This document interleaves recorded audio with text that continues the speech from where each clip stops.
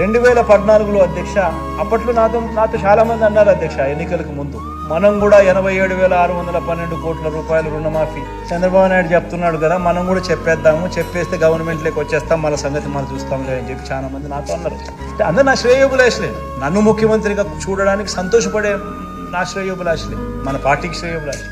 నేను అన్న అధ్యక్ష, చెయ్యలేనిది చెప్పకూడదు, మాట ఇస్తే తప్పకూడదు.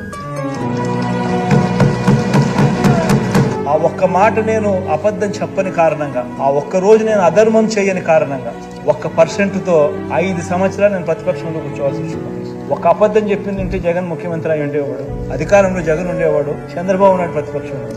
ఈ రోజు కూడా నేను వెనక్కి పోయి ఆ పీరియడ్లో మళ్ళీ ఒకసారి రీవిజిట్ చేసి, ఈ రోజు నువ్వు ప్రతిపక్షంలో కూర్చున్నావు కాబట్టి మళ్ళీ ఆ రోజు మళ్ళీ రీవిజిట్ చేసి మళ్ళీ అబద్ధం నువ్వు చెప్తావా అని అడిగితే ఈ రోజు కూడా నేను చెప్తాను అధ్యక్ష, నా నోట్లో నుంచి అబద్ధాలు రావని చెప్తాను.